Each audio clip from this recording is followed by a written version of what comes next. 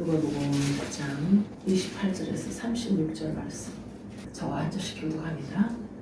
이 말씀을 하신 후 8일쯤 되어 예수께서 베드로와 요한과 야고보를 데리고 기도하시러 산에 올라가사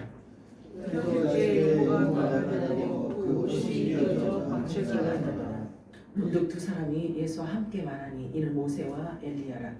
영광에 나서 갑자기 주께서 예루살렘에서 멸시하실 것을 말하시되 베드로와 및 함께 있는 자들이 깊이 졸다가 온전히 깨어나 예수의 영광과 및 함께 선 두 사람을 보더니 두 사람이 떠나게 베드로가 예수께 기도하되 주여 우리가 있는 곳이 좋사오니 우리가 쫓아왔을 때 하나는 주를 위하여 하나는 모세를 위하여 하나는 엘리야를 위하여 하사이다.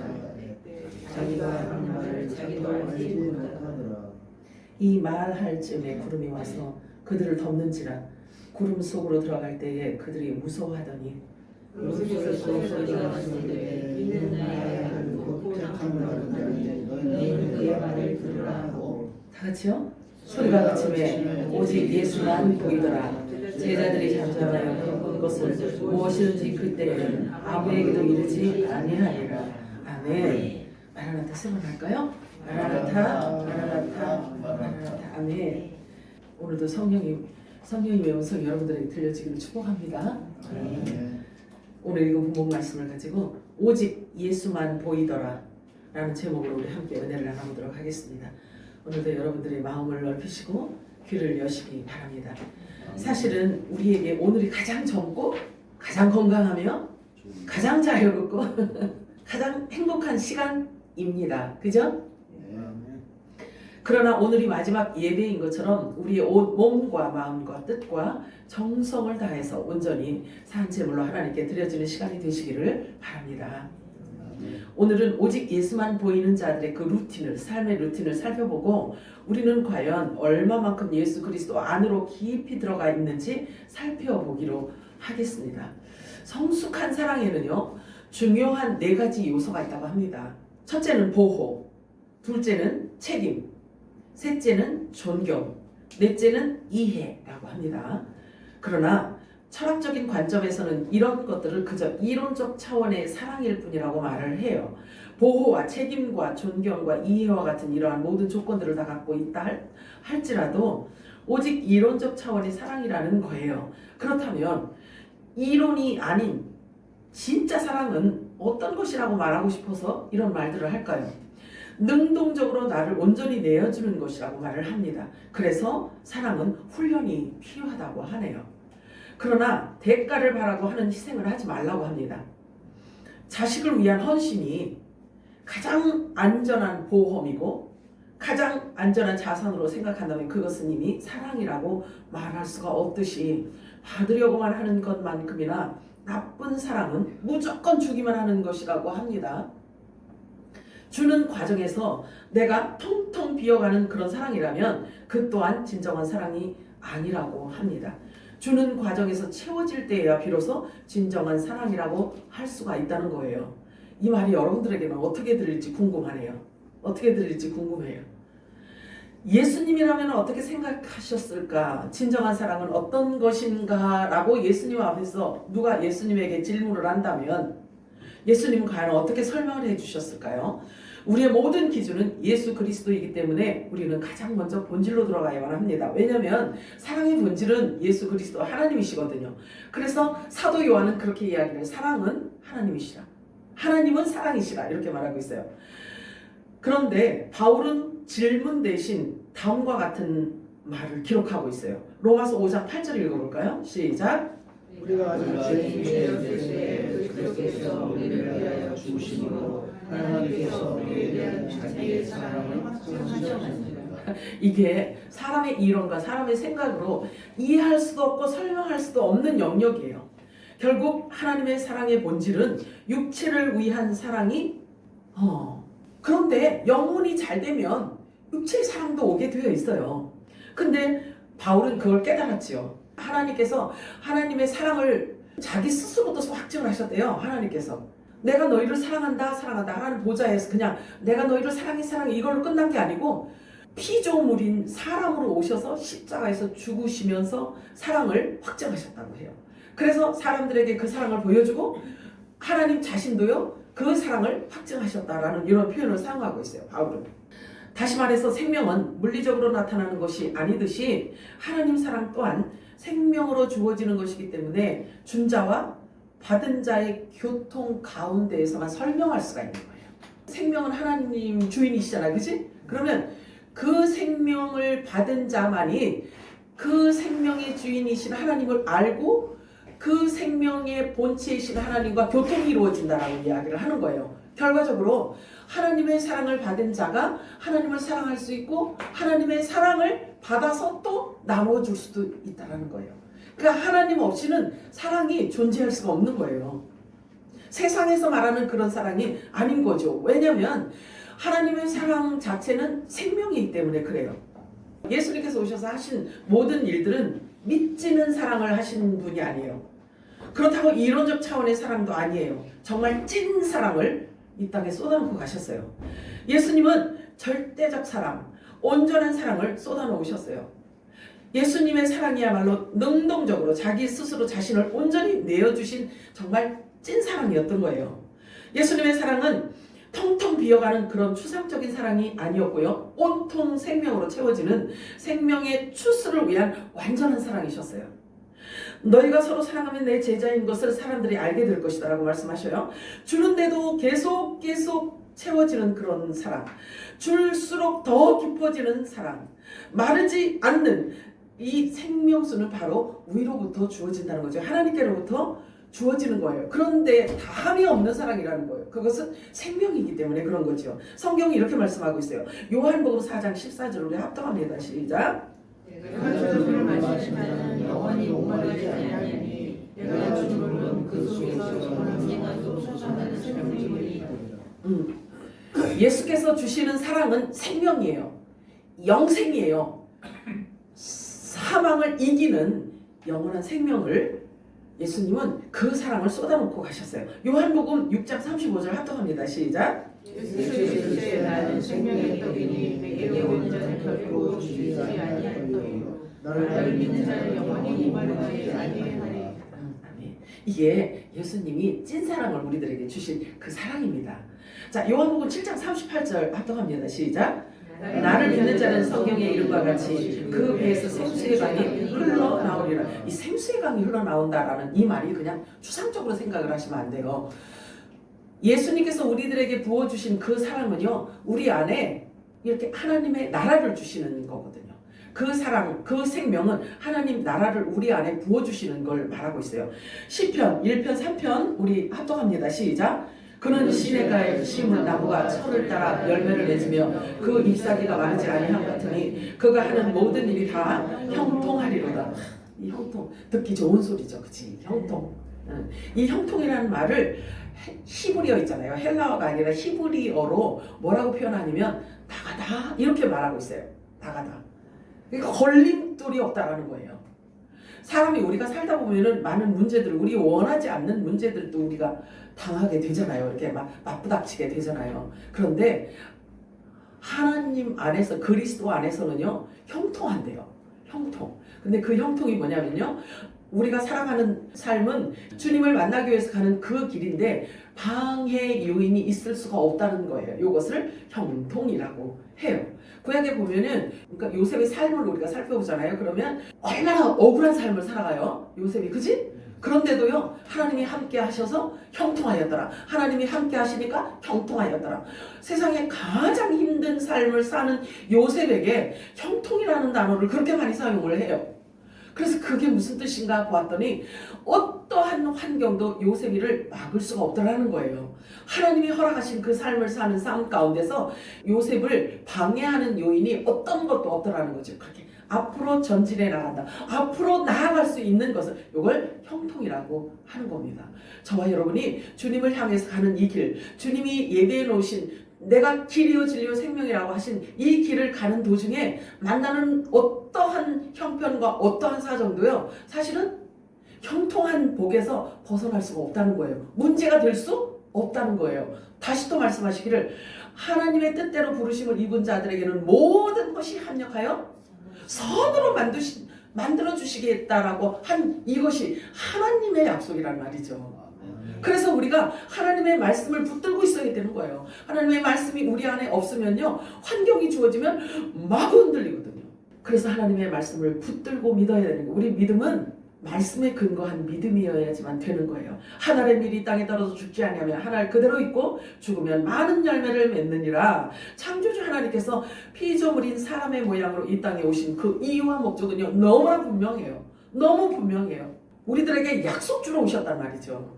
그리고 우리를 어떻게 사랑하시는지에 대한 그것을 우리들에게 확증해 주시고 우리들에게 주신 그 약속의 말씀을 우리가 붙들고 살아가기를 원해서 그 약속하러 오신 분이란 말이죠. 에덴 동산 중앙에 있는 생명나무가 있어요. 근데 그 생명나무에는요, 계시록에 와보니까 거기에 잎사귀가 있고 가지가 있다고 이렇게 이야기를 해요. 근데 에덴 동산에서는요, 그냥 생명나무라는 표현만 했어요. 그러면 창세기 에덴 동산에 있던 이 생명나무가 이 6,000년이라는 기간 동안에 무엇을 만들어내냐면 잎사귀와 가지를 만들어내는 과정이에요. 그래서 계시록에 가보았더니 가지도 있고 열매도 있고 그리고 잎사귀도 있더라는 이야기죠. 결국 예수님께서 오신 것은요, 에덴 동산에 있는 그 생명나무를 계시록에 있는 완전한 생명나무로 만들기 위해서 예수님이 오신 거란 말이죠. 그렇다면 그 생명나무는 원래 예수님이에요. 그죠? 그러면 그 생명나무이신 예수님께서 이 땅에 오셔서 나머지 가지와 그리고 잎사귀를 하나님께서 성취하시기 위해서 예수님께서 오셨다라는 결론인 거죠. 그치? 그러면 그 과정을 우리가 알아야지요.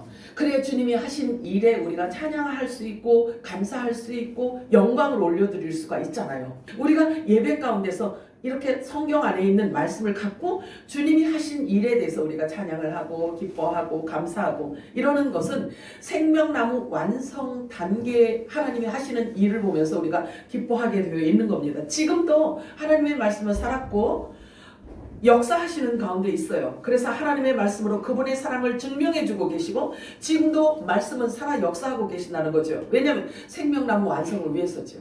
하나님의 나라 완성을 위해서입니다. 즉 하나님의 말씀이 완성을 이룰 때까지는 아버지 하나님께서 쉬지 않으신다고 말씀하셔요. 아버지 하나님이 쉬지 않으시는 이유는 하나님께서 함께 하셔서 그들을 사용할 수 있는 저와 여러분이 있기 때문에 하나님이 새 일을 행하실 수가 있는 거예요. 아멘이요? 하나님은 영이시기 때문에 사람이 필요하단 말이죠. 그래서 하나님의 말씀, 하나님의 마음을 품고 그 말씀을 깨닫는 자들을 통해서 하나님은 하나님의 나라를 완성시켜 나가고 계십니다.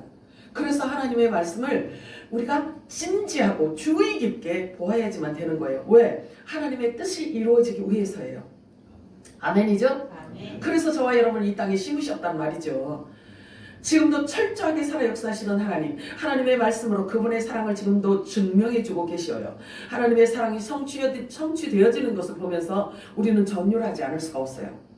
요한복음 12장 24절 우리 합독합니다. 시작.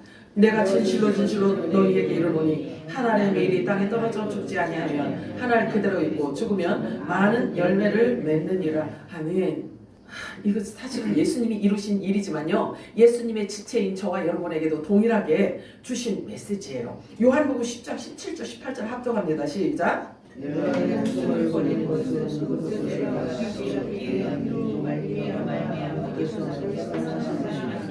이를 위해서 사랑하는 자는 나는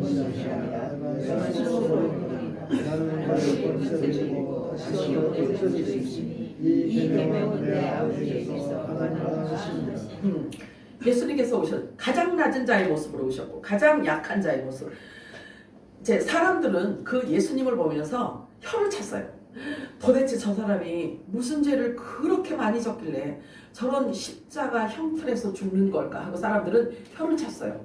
예수님이 죽으시는 거 보고. 그런데 이사야 선지자가 무슨 얘기를 하냐면 예수님이 십자가 지신 것은 당신 자신의 죄로 인해서 죽은 게 아니라 저와 여러분을 위해서 죽으셨다라고 말씀하고 있어요. 예수님의 그 죽으심은요, 당신의 죄로 인함도 아니고 사람들에게 보이기 위한 객기 부림도 아니에요. 예수님께서 십자가 지신 것은 저와 여러분을 위함이라고 말씀하고 있어요. 예수님께서 말씀하셔요. 내가 내 목숨을 버리는 것은 그것을 다시 얻기 위함이다. 이렇게 말씀하셔요. 그것이 예수님께서 온 이유라고 말씀하셔요. 죽기 위해서 오셨대요. 그런데 다시 얻기 위해서 죽으신다고 말씀하십니다. 나는 버릴 권세도 있고 다시 얻을 권세도 있느니라. 아버지의 것은 다 내 것이라. 모든 권세를 다 갖고 있지만 예수님은 모든 권세, 하늘과 땅의 모든 철자 권세를 갖고 계신 분인데도 불구하고요, 십자가에서 죽으셨어요. 그래서 그 표현을 예수님 뭐라 그러시냐면 내가 내 몸을 내줬다 이렇게 말씀하셔요. 죽음에 내가 내줬다. 자, 예수님이 십자가의 길을 가셔야지만 됐던 사실이 있어요. 그건 뭐냐면요, 예수님도 우리와 같은 몸을 입고 계셨기 때문에 그래요. 왜냐하면 사망 권세는 육체를 따라다니거든요. 사망 권세는요, 육체만 달라붙어 다녀요. 그래서 육을 가진 자들은 죽게 되어 있어요. 죽게 되어 있어요. 근데 중요하죠. 예수님은 이 사단에 의해서 죽으셨기는 했지만 무덤 속에 들어갔는데요, 예수님의 시체가 있었어요, 없었어요? 시체가 없어요. 시체가 없어요. 예수님의 그 부활 승천하신 그 모습은 무슨 모형을 하고 있냐면요, 부활의 첫 열매인 저와 여러분을 모형하고 있는 거예요. 저와 여러분이 육신도 잘 지켜야 되는 게 그렇기 때문에 그런 거예요. 데살로니가 전서에 보면은 뭐라고 말씀하냐면요, 예수님이 공중 강림하실 때에 그때까지 너희들이 몸과 혼과 영을 점도 없고 흠도 없게 보존시켜라 이렇게 말씀하고 있어요. 그것은 공중으로 주님이 강림하실 때에 주님의 그 소리를 듣고 들림마다 올라가는 자들은요, 육체도 이 땅에 남기지 않아요. 육체도 남기지 않고 가요. 왜 그러냐면요, 저와 여러분이 품고 있는 우리 안에 있는 속사람은 창조주 하나님의 영으로 지음받은 존재가 있기 때문에 그런 거예요. 엄청난 거예요. 저와 여러분은요, 시시한 사람들이 아니에요. 그렇기 때문에 사단이 우리를 만지지도 못한다 그랬어요. 우리를 건드리지도 못한다 그랬어요. 이 정체성을 여러분들이 분명하게 확증해야, 그리고 여러분들이 그 생각을 계속 갖고 있어야, 그래야 이길 수가 있는 거예요. 왜냐하면 그렇지 않으면 우리 보고 우리가 마귀를 다스릴 권세를 우리들에게 주셨거든요. 우리들에게. 그런데 마귀를 무서워하는 것은 정체성을 회복하지 못해서 그런 거예요. 이해가 되시나요? 마귀는 육체는 죽일 수 있지만 속사람까지는 죽일 수가 없어요. 왜냐하면 그 안에는 하나님의 영으로 가득, 예수님 안에는요, 하나님의 영으로 가득 기름 부음이 부어졌기 때문에 그래요. 성령으로 기름 부어졌기 때문에. 성령은 창조의 영이시거든요. 그렇기 때문에 사단은 피조물이요, 아니면 창조의 영이요? 피조물이야. 자, 그렇기 때문에 피조물이 창조주의 영을 죽일 수가 없어요. 그 영은, 창조의 영은 사탄을 만든 영이거든요. 그렇기 때문에 사탄을 만든 창조의 영을 건드릴 수가 없다는 거죠. 저와 여러분은 창조의 영으로 지음받은 자들인 거예요. 아멘이요? 그래서 하나님이 낳은 자들이라고 이렇게 표현을 하는 겁니다. 여러분들이 막 어깨가 으쓱해져야 돼. 자존감이 높아져야 돼. 야고보서 2장 19절 볼까요? 시작. 내가 하나님은 한 분이신 줄 믿느냐 잘하는도다. 의심도 떠느니라. 사탄도 하나님의 아들을 알아볼 줄 알아요. 그리고 하나님이 한 분이시라는 걸 알고 떤다고 지금 얘기하고 있네요. 마태복음 8장 28절 합독합니다. 시작. 또 예수께서 건너편 가다라 지방에 가시매 귀신 들린 자들이 검사에서 나와 예수를 만나니 그들 몹시 사나워 아무도 그들을 찾아갈 수 없을 지경이라. 자, 영과 진리로 예배드리는 자들은요, 아버지하고 교통이 이루어지는 자들이거든요. 그렇기 때문에 영과 진리로 예배드리는 자들을 가장 사단이 미워하고 싫어해요. 만질 수도 없지만 미워. 이유 없이 미워.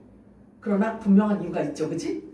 건드리지 못하지, 만지지 못하지, 죽일 수 없지, 사망으로 끌고 갈 수가 없지, 지옥으로 끌고 갈 수가 없지. 그러니까 미울 수밖에. 그냥 미운 거예요. 그래서 미운 거예요.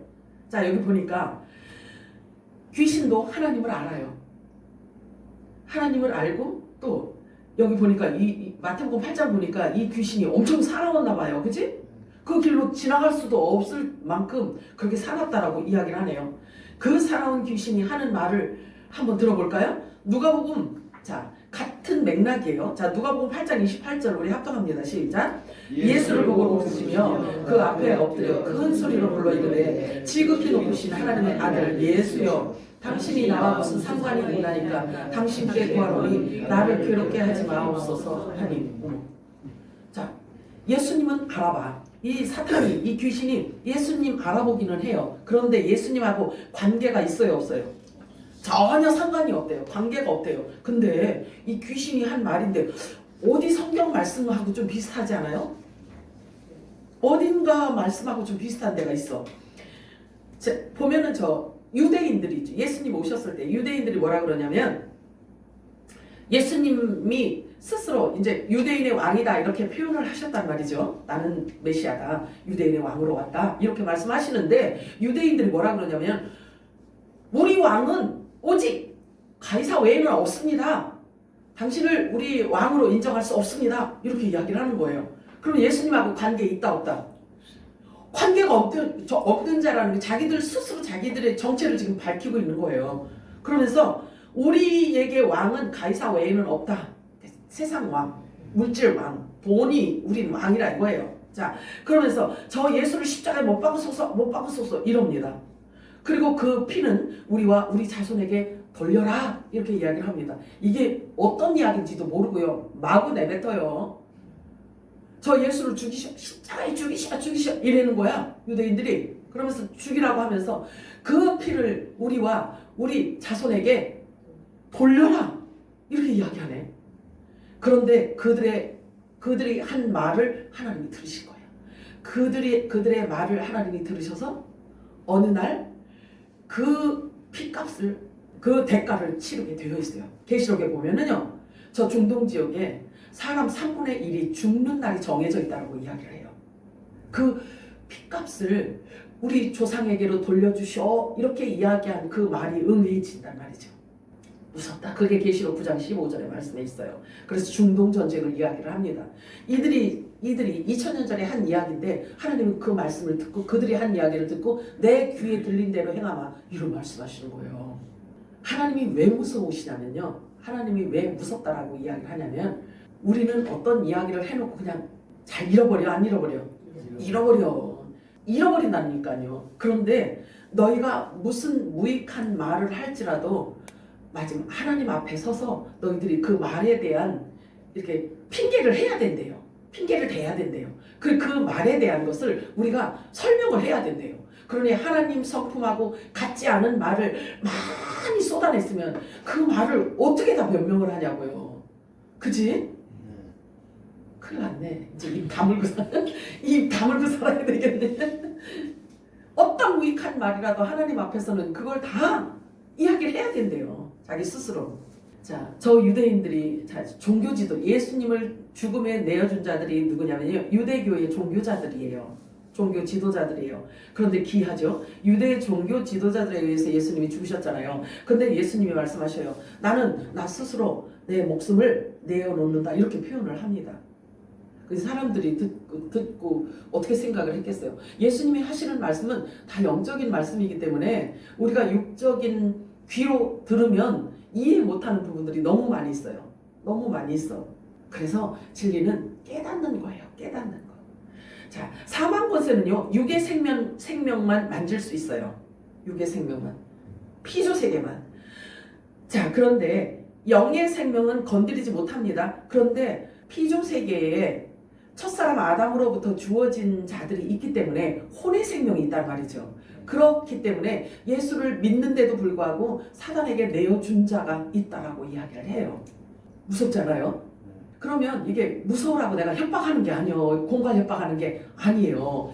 여러분들이 우리를 일컬어 어떤 존재인지에 대해서 하나님의 말씀은 계속 우리들에게 말씀해주고 있어요. 너희는 어떤 존재고 너희들은 이런 사람이고 너희들은 이런 존재고 막 이렇게 계속 이야기를 해준단 말이죠. 그렇게 계속 이야기를 해주는데도 불구하고 그 말씀이 내 안에 기록되어져 있지 않고 내 안에 쌓이지 않고 내 거가 되어져 있지 않으면 아무리 그 이야기를 해줘도 사망의 두려움에 계속 떨고 있단 말이죠. 그래서 선포되어지는 하나님의 말씀을 편식하면 안 돼. 편식하면 하나님의 말씀이 들려질 때 아멘으로 받으면 그 말씀이 여러분을 의지하고도 관계없이 여러분의 생명을 점령한단 말이죠. 그래서 영의 사람이 되어 속사람이 강건하게 되어지게 되어 있어요. 창조의 영으로 지음받은 자들 사단이 만질 수 있다 없다? 건드리지도 못한다고 했어요. 사망은 고사하고요. 담대하시기 바래요. 자, 우리 안에 부어진 창조의 영의 생명이라는 것을 저와 여러분이 알고 믿어질 때 사단에게 왕노릇을 할 수가 있는 거예요. 저와 여러분은 사단에게도 왕노릇을 할 수 있도록 해주셨거든요. 믿으시기 바래요. 자, 로마서 5장 17절 합독합니다. 시작.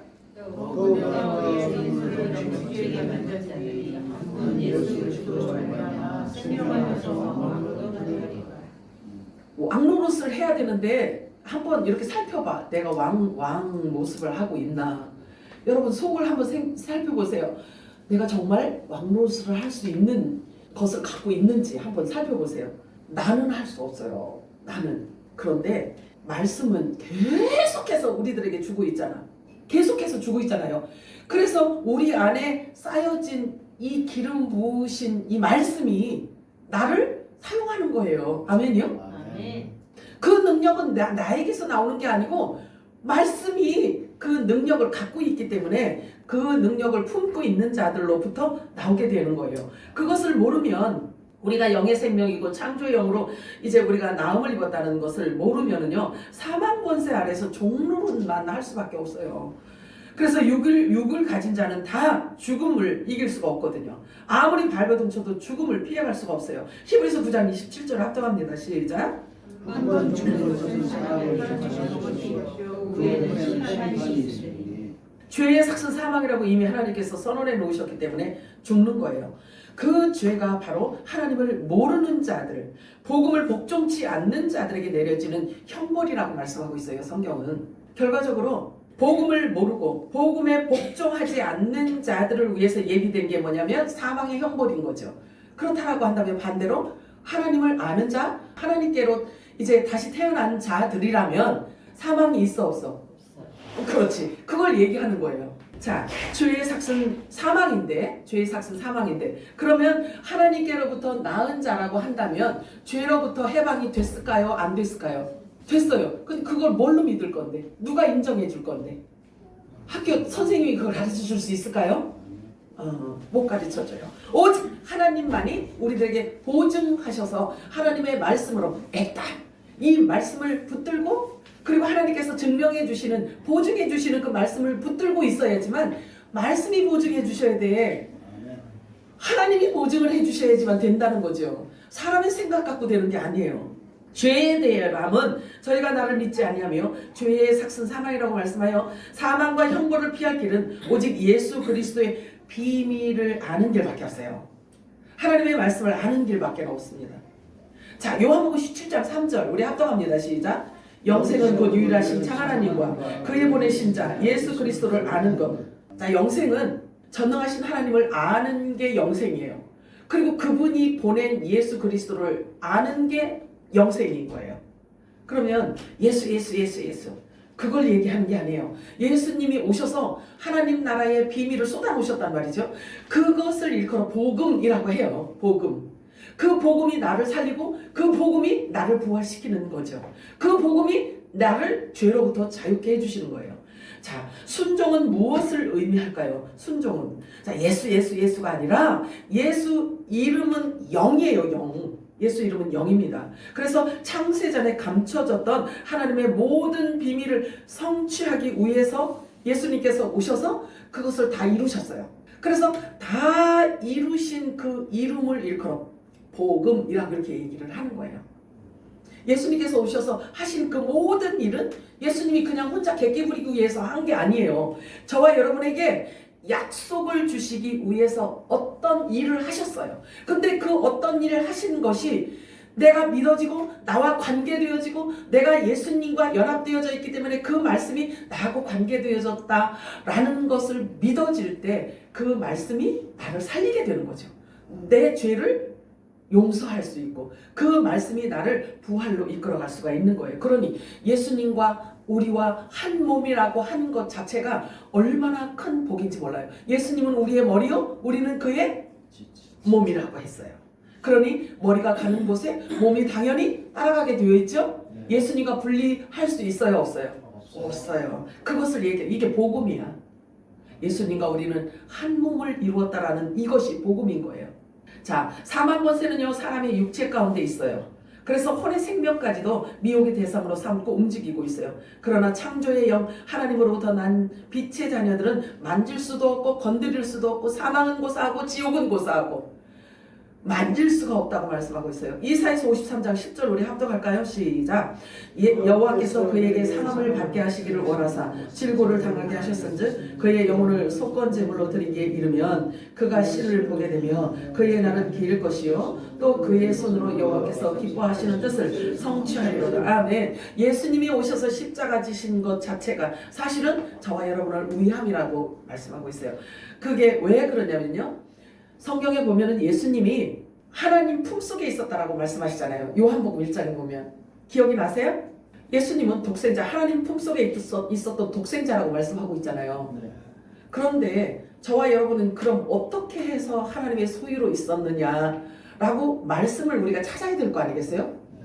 말씀을 통해서 우리 정체성을 회복할 수 있으니까, 그치? 그러면 하나님 품속에 있던 예수 그리스도예요. 그러면 예수 그리스도는 말씀이라고 이야기를 해요. 성경, 그치?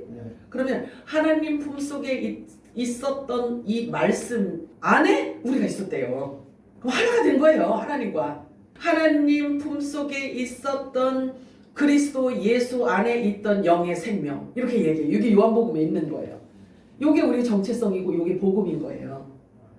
그리스도 안에, 말씀 안에 우리가 있었다라고 이렇게 표현을 하고 있어요. 결과적으로 말씀으로 낳은 자들이 된 거예요, 저와 여러분이.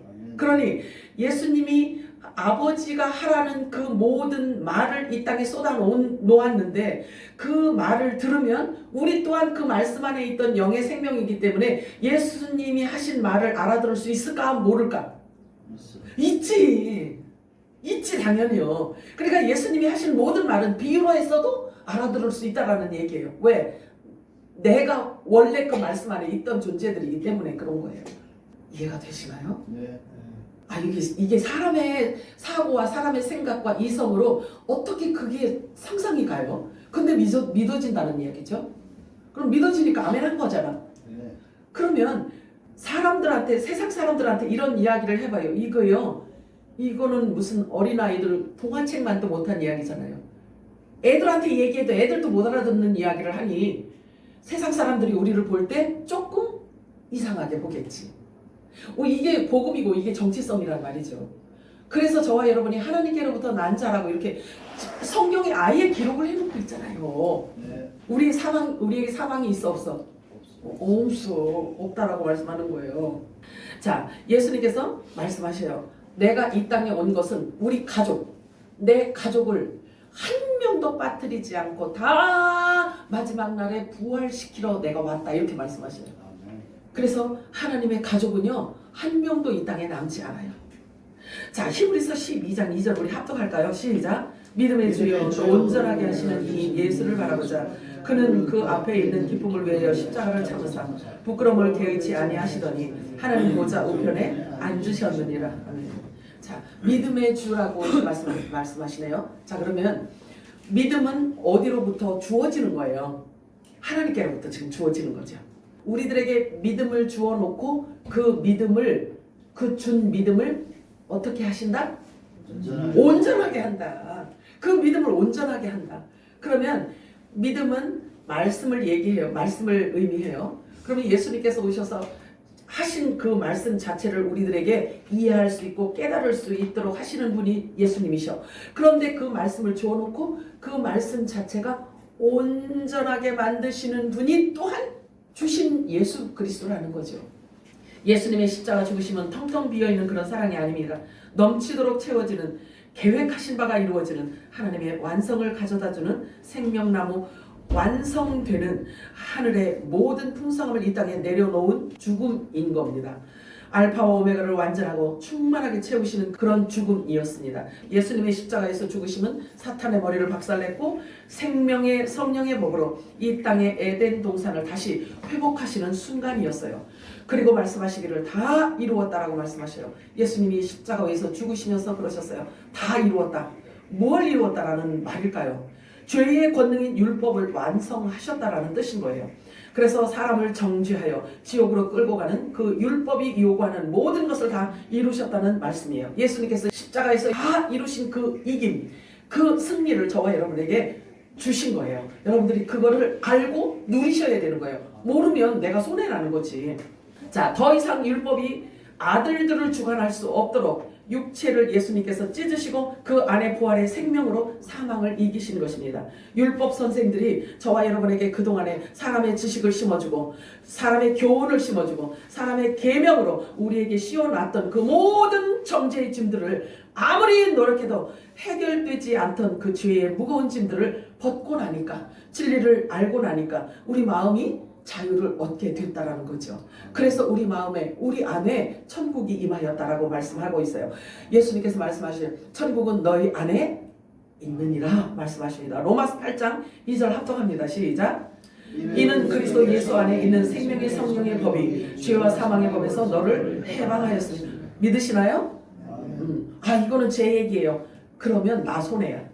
자, 그리스도 안에 있는 생명의 성령의 법이 저와 여러분의 죄와 사망의 법에서 어떻게 했다고요? 해방시켰다고 말씀하셔요.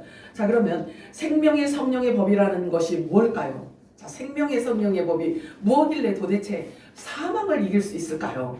생명의 성령의 법이란 기록해서 우리들에게 준 진리를 얘기하는 거예요. 말씀을 얘기하는 거예요. 그래서 이 말씀이 믿어지고 깨달아진 것을 우리가 붙들고 있었더니 그 법이 나를 죄와 사망의 법으로부터 해방시켜줬다라고 이렇게 이야기를 하는 거예요. 자, 그럼 보세요. 우리가 성경을 읽을 때 저와 여러분이 정체성이 얼마나 중요하냐면요.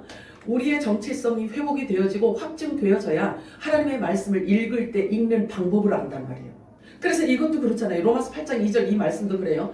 도대체 생명의 성령의 법이 뭐길래 우리를 죄와 사망의 법에서 해방을 시켜줄 수 있을까? 이 말씀이 모르니까 그냥 눌림에서 계속 두려워하는 거잖아요. 어떤 수로가 흐르고 있어요. 강이 흐르고 있어요. 그런데 흐르고 있는 이 강물이 필요하다면 어떻게 해야 될까요? 어떻게 해야 될까? 물꼬를 터야 될 거 아니겠어요? 그치? 근데 이 물꼬를 트는 방법이 뭐냐면요. 이걸 깨닫는 거예요. 하나님의 말씀을 깨닫는 거예요. 그래서 이 물꼬를 트면 이제 하나님 나라는 침노를 당한다고 이렇게 표현하고 있어요. 하나님 나라는 침노를 당하나니 세례 요한 때부터 하나님의 나라는 침노를 당한다. 그래서 천국은 침노하는 자의 것이니라 이렇게 얘기하잖아요. 그러면 이 강물이 이렇게 흐르고 있는데 이 강물을 내가 필요해서 여기를 땄는데 더 많은 물이 필요해. 그러면 더 크게, 더 넓게 따면 되는 거예요. 이게 하나님의 말씀이 우리가 깨달아지잖아요. 그러면 그게 마스터키가 되는 거예요. 그래서 하나님의 말씀이 하나가 열리잖아요. 그럼 또 열리고 또 열리고 깨달아지는 거죠. 그래서 알파와 오메가로 성경에 기록되어져 있는 이 진리를 우리가 깨닫게 되는 거죠. 그래서 천국 열쇠를 교회들에게 줬단 말이에요. 천국 열쇠를. 열쇠는 왜 줬을까? 열으라고. 그래서 성경에 있는 비밀을 열으라고. 열어서 너희들이 가지라고. 그래서 천국 열쇠를 주신 거란 말이죠.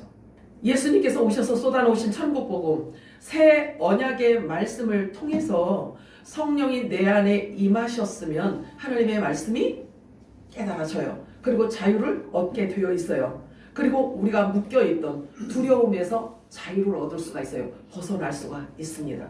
예수님께서 천국 열쇠를 주신 것은, 천국 열쇠를 주시면서 뭐라고 말씀하시냐면 너희가 땅에서 무엇이든지 매면 하늘에서도 매일 것이고 무엇이든지 풀면 하늘에서도 풀리리라 이렇게 말씀하고 있어요. 하나님의 말씀이 우리가 이해가 되어지지 않은 것, 그것을 푸는 역할을 하는 것은 성령께서 하시는 이게 천국 열쇠거든요. 그래서 한 번 열리기 시작하면 계속 열리게 되어 있습니다.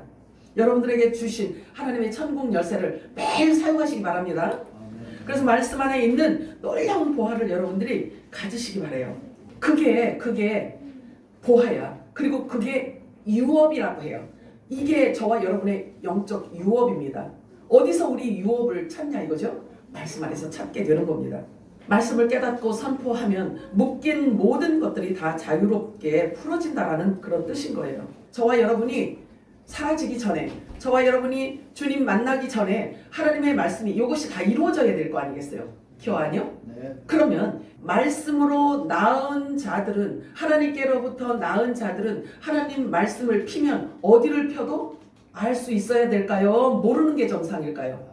알아야 되는 겁니다. 알아야 되는 겁니다. 우리를 위해서 주신 거기 때문에 이 안에 우리의 정체성, 이 안에 우리의 보물, 이 안에 우리가 어떤 유산을 물려받을지에 대한 문서 서류란 말이에요. 이게 문서의 문서, 없어지지 않는 문서.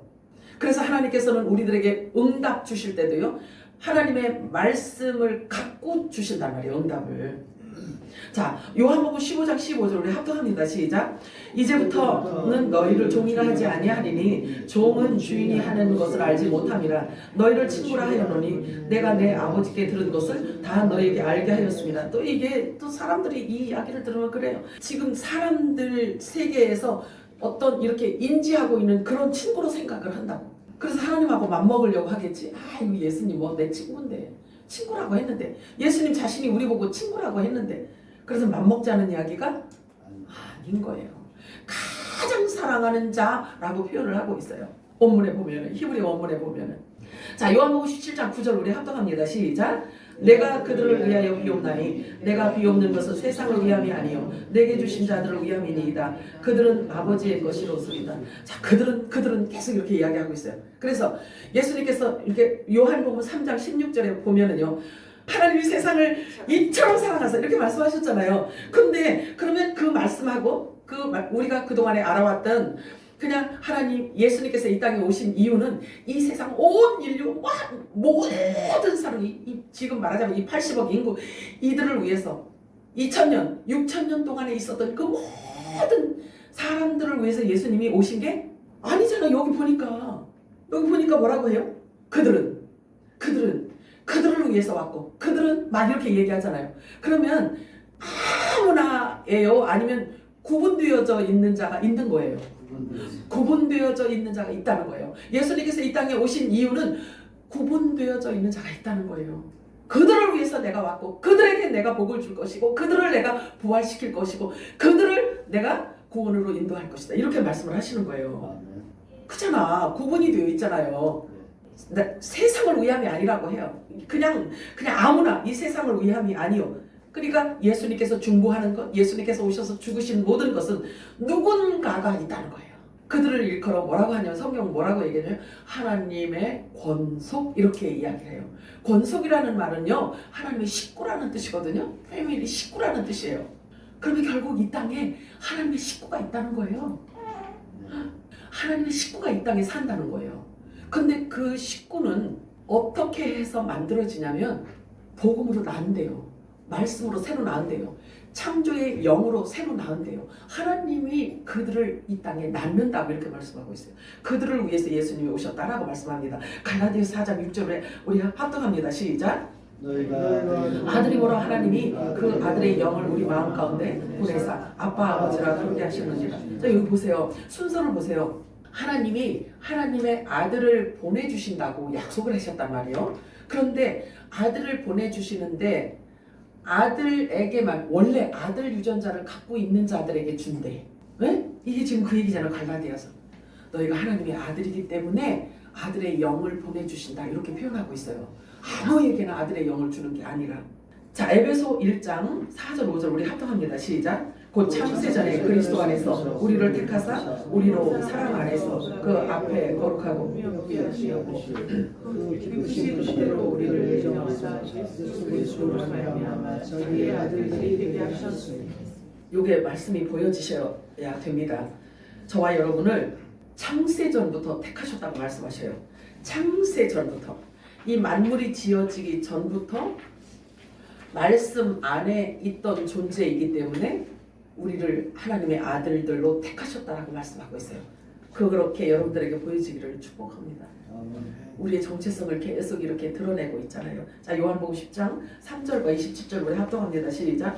문지기는 그를 위하여 문을 열고 양은 그의 음성을 듣나니 그가 자기 양의 이름을 각각 불러 인내느니라. 내 양은 내 음성을 들으며 나는 그들을 알며 그들은 나를 따르느니라. 아멘. 이렇게 하나님의 말씀을 여러분들이 들려줄 때 그냥 추상적으로 보시면 안 돼요. 영과 영이 통하는 예배 가운데에서 하나님의 말씀이 선포되어지는 것은 성령이 교회들에게 하시는 음성으로 들으셔야 돼요. 그래야 내 것이 될 수가 있는 겁니다. 분명한 것은 예수님의 양은 예수님의 소리를 알아듣는다고 말씀하고 있어요. 그의 음성은 양들이 먹어야 할 양식이기 때문에 알아들을 수밖에 없는 거예요. 그래서 그 말씀을 듣고 우리의 속사람이 강건해지게 되어 있는 거지요. 그런데 우리가 먹는 영의 양식은 뭐냐면요, 진리예요. 진리, 복음이에요, 말씀이에요, 하나님의 말씀이에요. 누가복음 9장 28절에 31절 우리 합독합니다. 시작. 이 말씀을 하신 후 하늘쯤 되어 예수께서 베드로와 요한의 양을 데리고 기도하시러 산으로 나가사 기도하실 때 농가가 되고 그 옷이 찢어져서 팔자나가 문득 두 사람이 예수와 함께 말하니 이는 모세와 엘리야라. 영광 중에 나타나서 장차에서 지켜서 절세하실 것을 말하시되. 자, 이 말씀은요, 구약의 스가랴 선지자가 환상으로 보았던 두 증인에 대한 지금 비밀을 지금 드러내고 있는 거예요. 두 감람나무와 두 금촛대에 대한 비밀이 열리는 지금 장면입니다. 베드로와 요한과 야고보는 복음을 상징하는 7 금촛대, 즉 오른쪽 3개를 의미하고 있어요. 우편 보좌에 앉을 모델이에요. 그리고 모세와 엘리야는요, 율법을 상징하는 7 금촛대 왼쪽 3개, 즉 좌편 보좌에 앉을 이스라엘의 12지파의 모델을 의미하고 있는 것입니다. 이렇게 해서 7 금촛대의 비밀을 지금 드러내주는 장면이에요. 이 누가복음 이 9장이.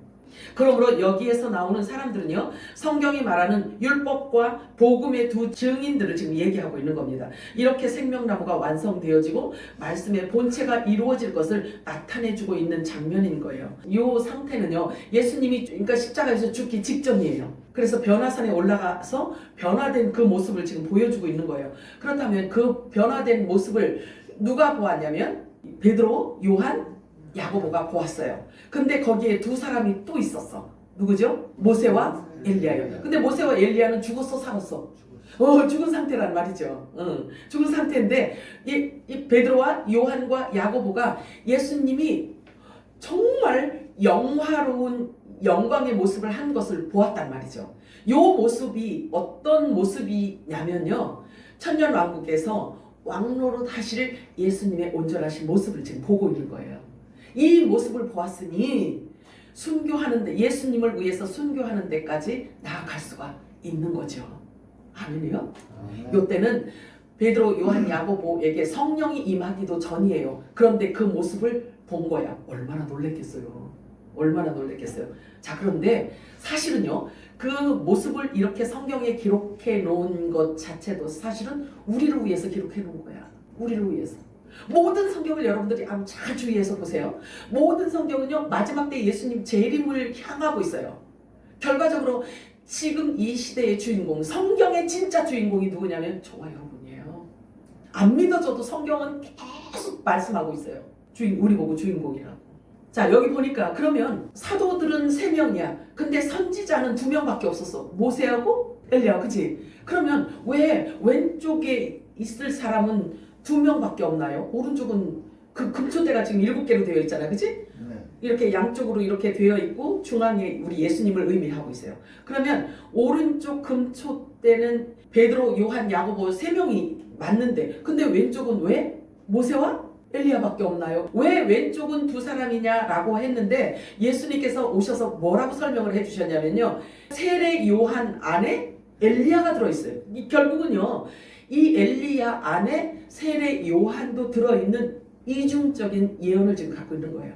그러면 이 엘리야 안에 세례 요한도 들어있기 때문에 3명이 좌측 촛대, 금촛대에 이 모델이 요 안에 있는 겁니다. 이해가 되시나? 이해 안 돼도 괜찮아.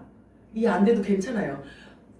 하나님의 말씀이 성령께서 우리들에게 깨닫게 하시면 자연스럽게 고개가 끄덕거리게 되어 있기 때문에 그래서 저는 걱정 안 해요. 자, 마태복음 17장 12절 13절 우리 합독할까요? 시작.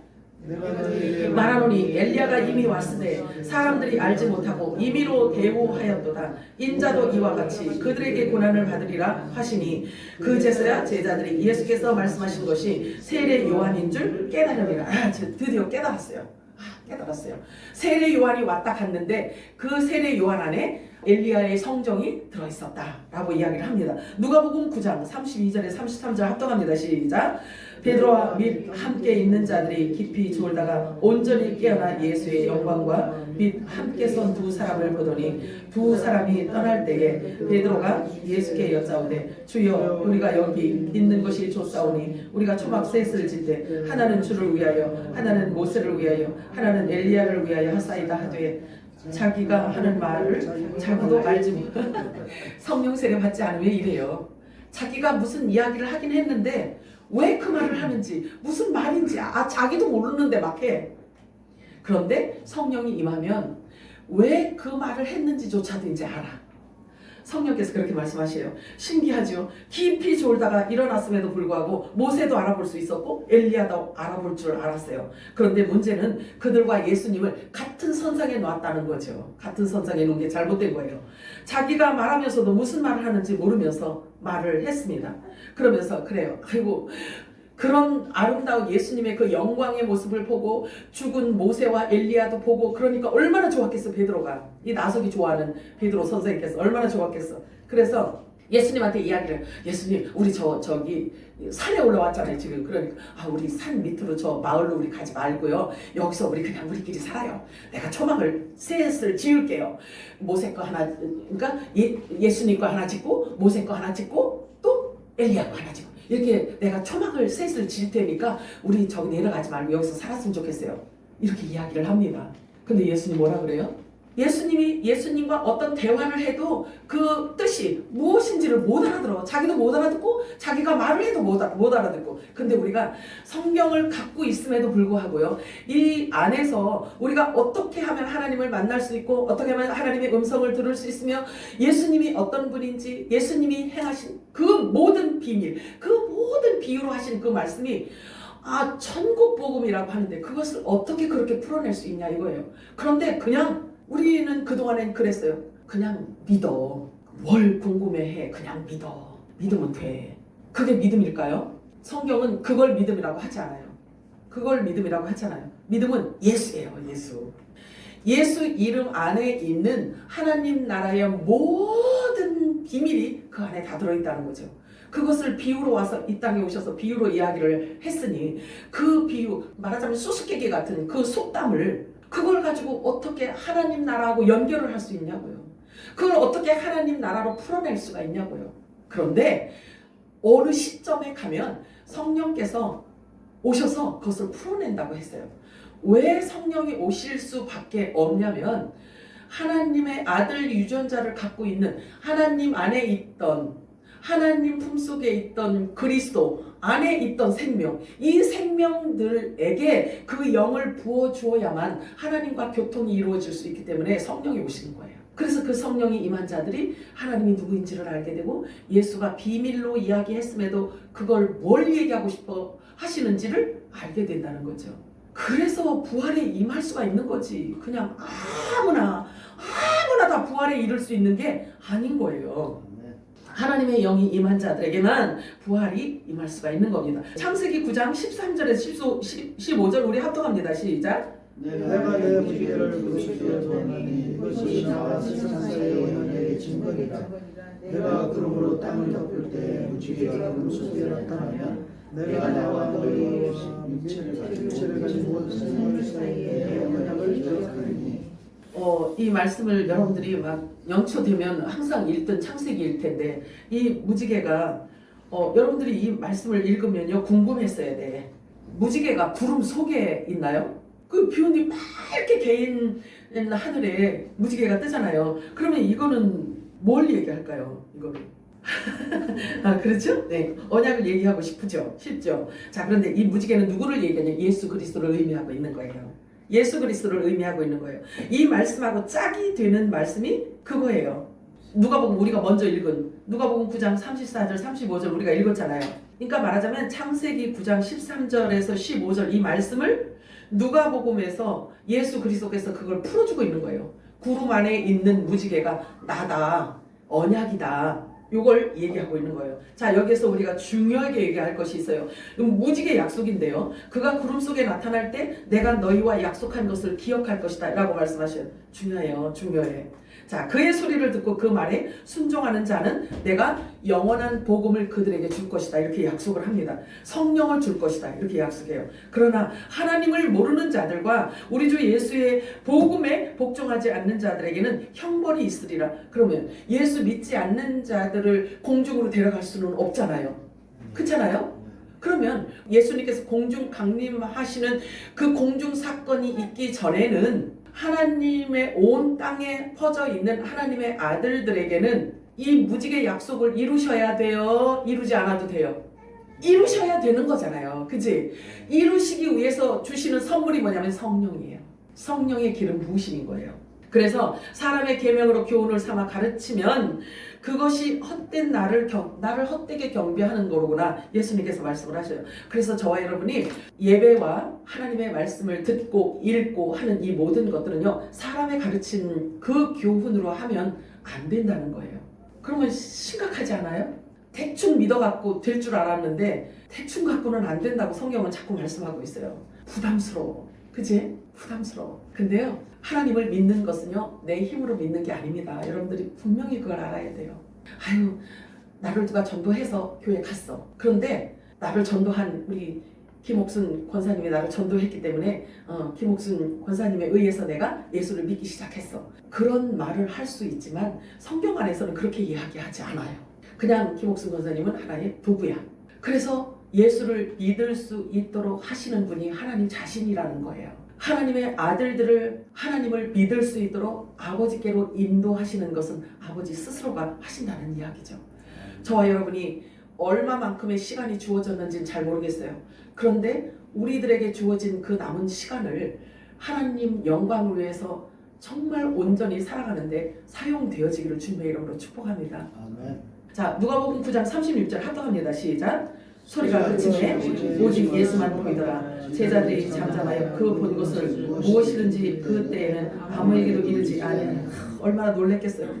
예수님의 그 변화된 모습을 보고 많이 놀랐을 거예요. 변형된 그 모습이 바로 하나님의 본체의 모습이었어요.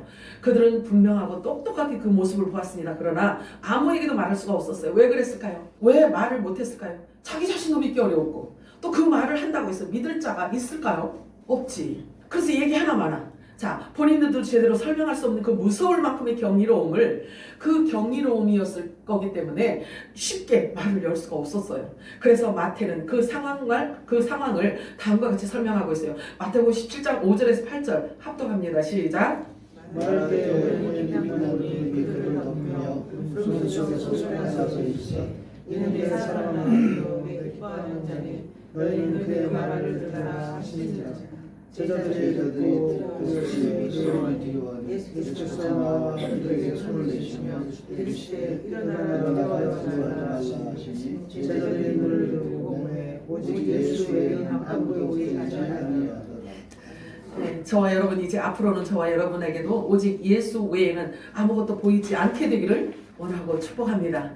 자, 지난 2019년에 한 미국 대학교 졸업식에서요 축사를 맡은 한 흑인 부호가 연단에서 갑자기 잠시 하던 말을 멈췄어요.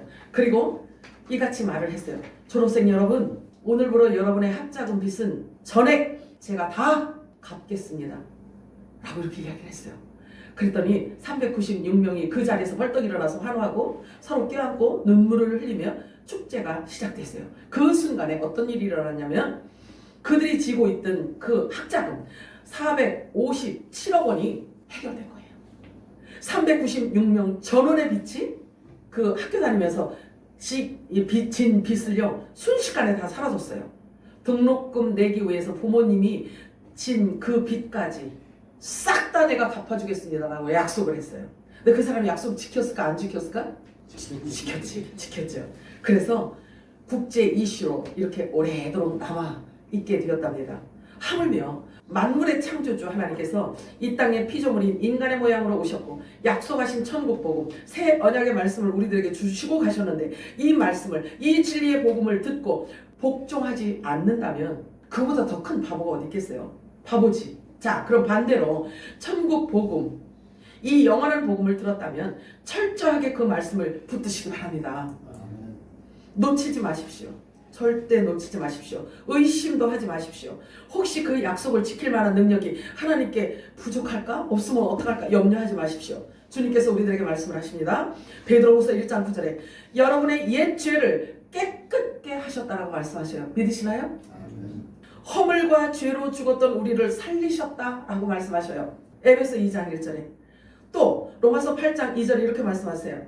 죄와 사망의 법에서 생명의 성령의 법으로 우리를 해방시켜 주셨다라고 말씀하고 있어요. 믿으시나요?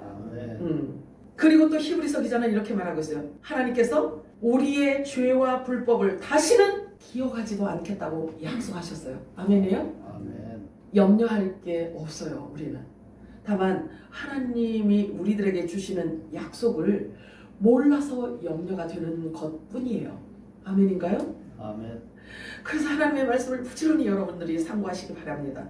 여러분 모두에게 오직 예수만 보이시기를 주님의 이름으로 축복합니다. 아멘. 사랑과 은혜가 풍성하신 하나님 아버지, 하나님의 크신 은혜와 사랑을 감사드립니다.